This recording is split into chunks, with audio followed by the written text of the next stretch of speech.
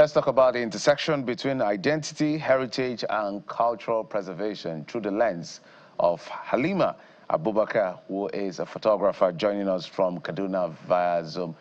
Halima, thank you so much for coming on the program. It's a pleasure. Good morning. All right, maybe you help us unmute your device so we can hear you. I guess you've done that already. So I'm always excited when I see our brothers or sisters from the North, especially when it has to do with a woman, doing things that are traditionally expected to be male-dominated, which is photography. But we've even seen the vice president, former vice president, Yemi Shibaja, is official photographer. She's a lady. So we've seen all of this. But your narrative, the narrative you're pushing, has to do with culture and cultural preservation. Talk to us why. First and foremost, I think it's important to know where you're coming from. If you have no idea where you're coming from, there's really no way you would know where you're headed. So know your roots and then learn to fly.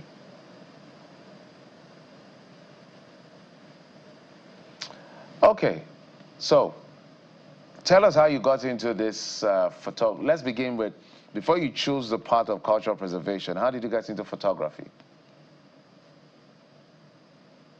So I got into photography because I wanted to document and preserve cultural heritage. Growing up in the southern and western parts of Nigeria, but being from the north, gave me a sense of, curiosity, where it is that I started to find out or started to ask questions about my identity, where I'm from, who I am, and I just said, you know what, and as a child, I was always taking photographs in the family. And I think after studying mechanical engineering, I thought, you know what, this is not really what I want to do. Let me just go back to what it is I want to do. And that was how I started, documenting. I started documenting marks because that was what was very vivid at the time. I saw the difference and how, they intersected. We had marks from different places, different sizes, different shapes, different patterns. And I was very drawn to it. And it was a very personal story to me because my dad, has a mark and my granddad also had one. So I tried to give myself one, which was very interesting, but my mom was very upset about it. And I asked her why, but she didn't give me any response. And that pushed me to find out why. And I think that's how it started. So I just started to document a lot of things that I felt were, not common about my culture.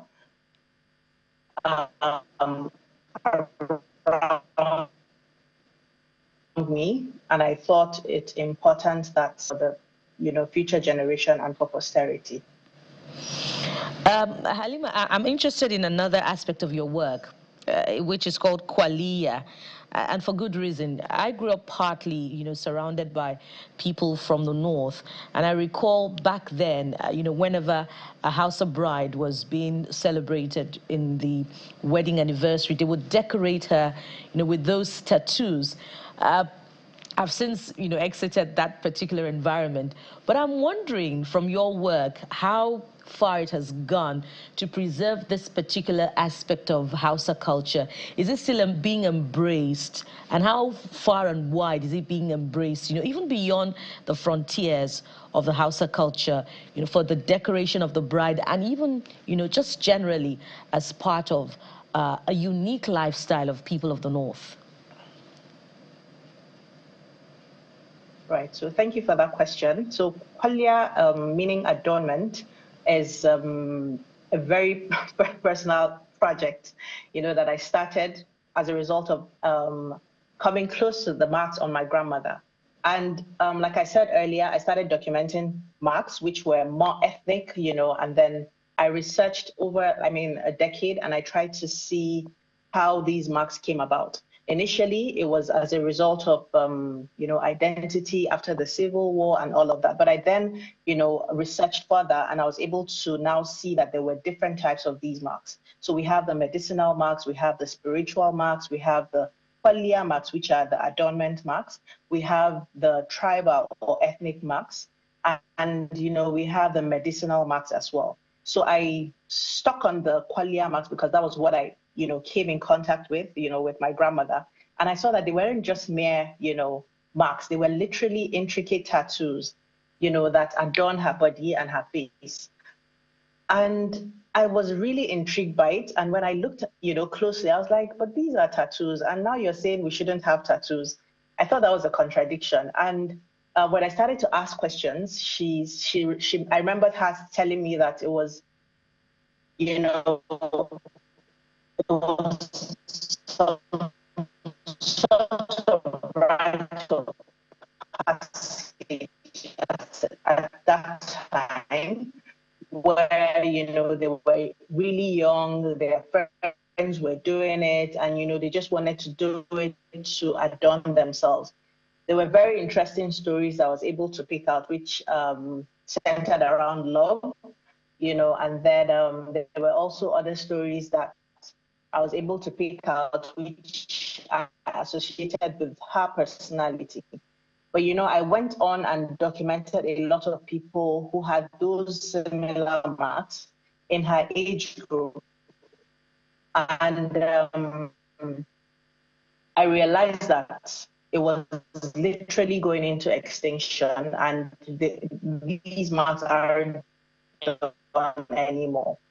But interestingly, I was able to relate it to how at the bridal, tattooing process, which is called, lele, decorate or, make particular patterns for the brides and, that. For me, I know that's the Kwalliya, that's the tattoo anymore due to religious and that's of, how it's done.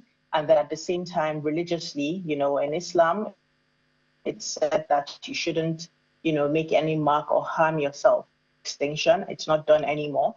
But, it has evolved where it is acceptable Islamically, and then it's, temporary. So it's not something that you do and it's permanent on your skin. I don't know if that was a gotcha moment for you, at least speaking to the older ones who say, don't get tattoos. Like, you did it, so why are you telling us not to do it? Maybe it's from experience for them as well.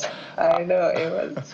But I'd like to ask how you then view us as a people, because what the world views us as, or at least the majority of us, is this is, a poverty. I mean, you've heard the poverty capital, and these people are really poor. But looking at our culture, our history, who we really are, do you get that vibe, that sense that we're poor people, or it's just a wrong definition, the yardstick being used to measure wealth for this part of the world? I don't know if you catch my drift, Halima. Yes, I do. I think if we were really invested in our culture, we would not find ways to compromise our standards. Like I said earlier, I said, if you know who you are, you'd know where you're headed. Once you, have that, disconnect where it is that you really don't know where you're coming from or who you are, then you're lost. And because you're lost, you continue to, look for something to hold on to just to define yourself.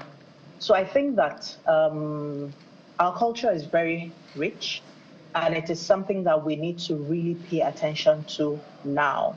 And the reason why I'm saying this is because we're losing it, we're lost, and we're struggling to literally find, how we're going to navigate and push forward. So I'd say that we're rich. As a people, has to do with culture. All right, as we begin to wind down, let's talk about the future of cultural photography and its economy. Because when you talk about preservation, there are two legs to it. There's a preservation that has to do with just pride. There's a preservation that has to do with robust sustainability for posterity to be able to enjoy whatever it is we're capturing today. Halima? Yes, I'm with you. All right, go ahead. Yeah, so I was saying that it's important for us to, look into the cultural aspect of our, history and understand what it is. documenting, preserving, like you said, is one side of it, but then it's also important for us to teach the younger generation to understand the importance of these, stories, thereby attracting people, from around the world to see and understand why it is we are who we are. So I think that it's timely because I remember a few weeks ago I learned that history has been brought back into the Nigerian educational curriculum, and we just need to find ways to be able to tell the right stories, so of where these stories have come, how we have come forward, because if they have an idea of what things used to be before, they can connect the dots and see how things have become now, and then they're able to know the directions in which they can take. So knowing your heritage and understanding it gives you the idea of how it is you can pick, remove and add certain things to be able to move forward, in my opinion. Halima Abubakar, thank you so much for the work you do, and we'll continue to check in. She's a photographer joining us from Kaduna. Thank you so much for coming on the program. Thank you so much.